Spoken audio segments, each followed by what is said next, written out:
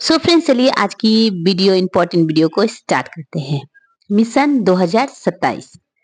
क्या उत्तर प्रदेश एक बार फिर योगी आदित्यनाथ के नाम से गूंजेगा?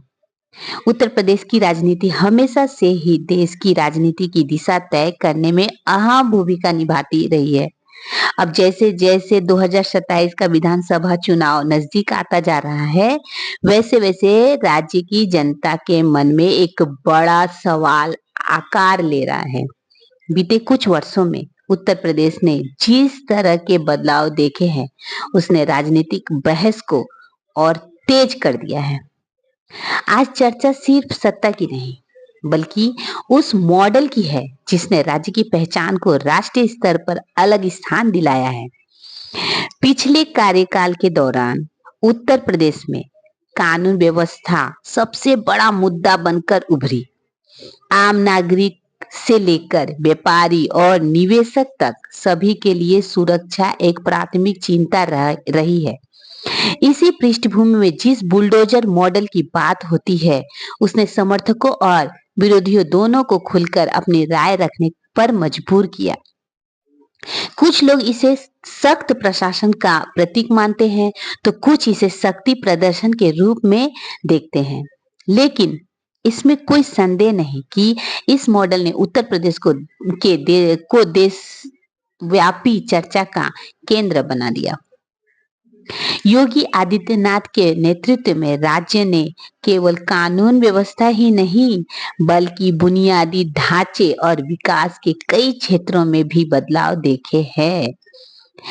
एक्सप्रेसवे, हाईवे, अड्डे, औद्योगिक गलियारे और निवेश प्रस्ताव, इन सब ने उत्तर प्रदेश को निवेश के नक्शे पर मजबूती से स्थापित किया है।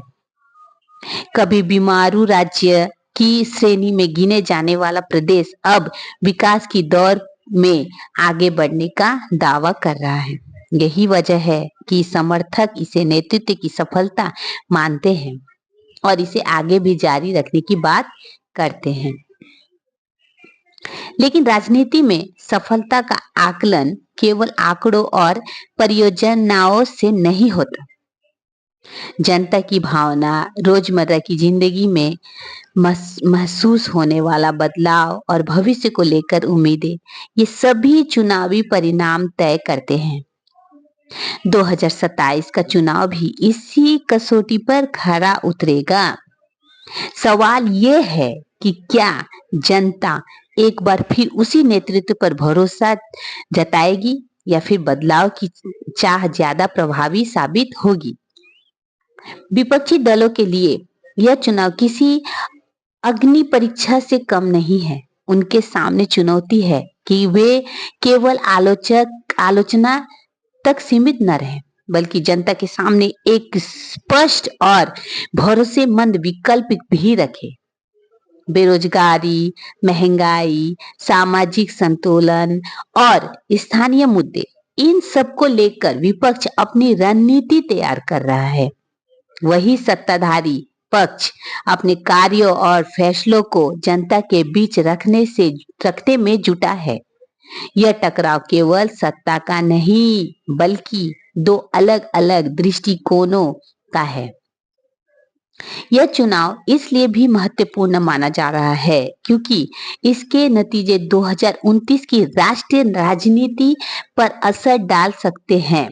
उत्तर प्रदेश से मिलने वाला जनादेश अक्सर देश की राजनीतिक हवा का संकेत देता है। यदि यहाँ नेतृत्व को दोबारा समर्थन मिलता है, तो उसका संदेश दूर तक जाएगा।